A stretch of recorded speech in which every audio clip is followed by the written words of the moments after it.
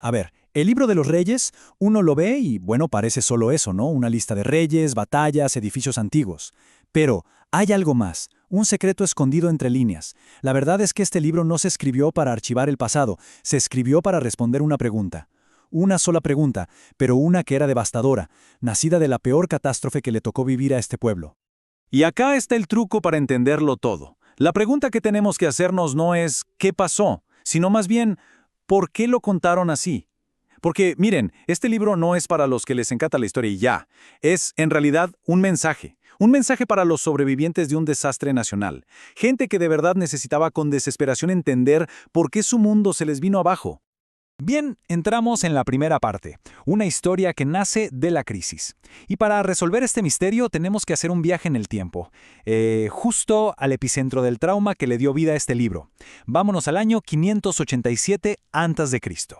Tratemos de imaginar lo que fue ese shock. La ciudad sagrada, en ruinas. El templo de Salomón, el mismísimo lugar donde se creía que Dios habitaba, hecho cenizas. Y la élite de la nación, toda la gente importante, deportada a una tierra extraña, a Babilonia. Esto fue, mucho más que una derrota militar. Fue el colapso total de su identidad, una crisis de fe gigantesca. Y claro, en el exilio, estas eran las preguntas que no los dejaban dormir. Preguntas que ponían todo, absolutamente todo en duda.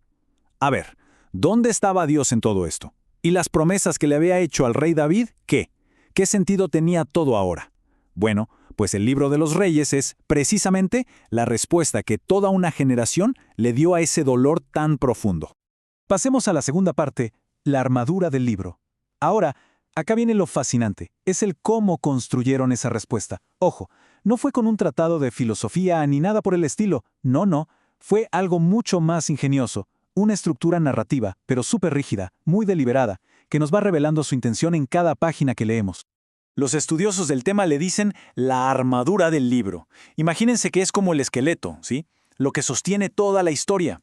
A cada rey, no importa si reinó mucho o poco, se lo evalúa con una especie de reseña que sigue siempre, pero siempre, la misma fórmula. Y es justo ahí, en esa repetición, donde está la clave de todo este asunto. Y la fórmula es sorprendentemente simple. Miren, los reyes de Judá, los del sur, se miden con una sola vara. ¿Se portaron como su gran antepasado, el rey David? Punto. Por otro lado, los reyes de Israel, los del norte, a ellos les va peor. Son condenados uno tras otro, sistemáticamente, por seguir lo que llaman el pecado original de su primer rey, Jeroboam. Y lo impresionante es el alcance de todo esto. Esta armadura, esta fórmula tan sencilla de reseñas, se aplica a lo largo de 400 años de historia. Abarca todo, desde el apogeo del imperio de Salomón, pasando por la división del reino, guerras, alianzas, todo, hasta la destrucción final. Esa consistencia, esa forma de juzgar siempre igual, es la herramienta principal que tienen los autores. Entonces el punto clave es este y es importantísimo. Esa estructura no es casualidad, para nada. Es un argumento. Los autores están eligiendo qué contar, le están dando forma a la historia y la están juzgando, todo para demostrarle algo muy pero muy específico a esa gente que estaba sufriendo en el exilio.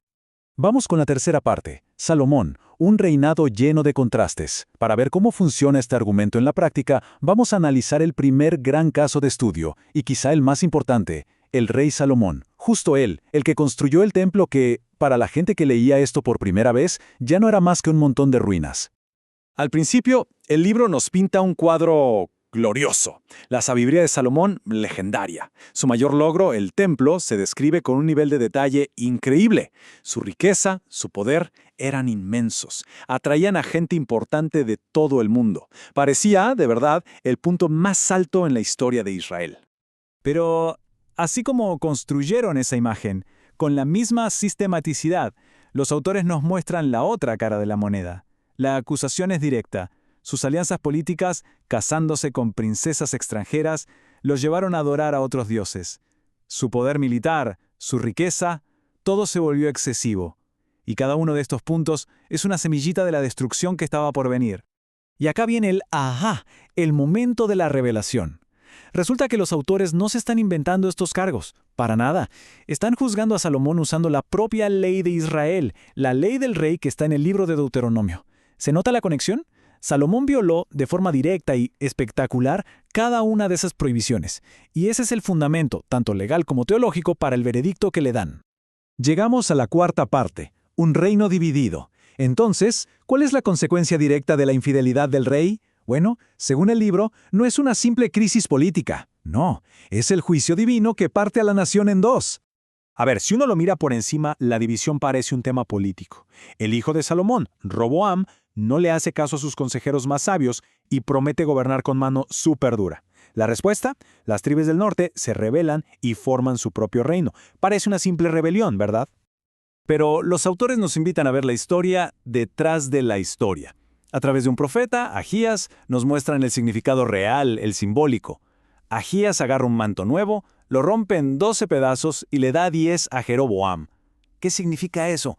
Que no es una rebelión humana, es un acto de Dios, es su juicio.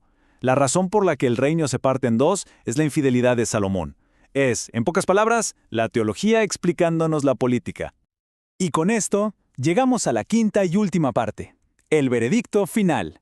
Después de este larguísimo recorrido de 400 años, por fin llegamos a la conclusión, a la respuesta final para esas preguntas que se hacían los exiliados.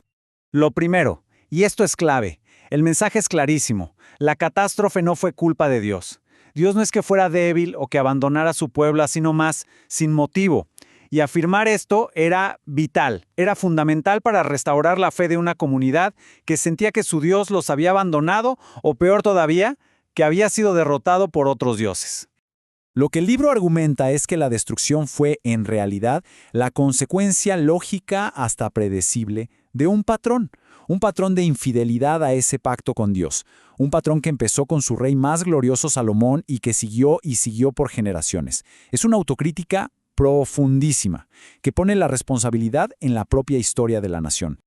Y esto nos regresa al punto de partida, al propósito original.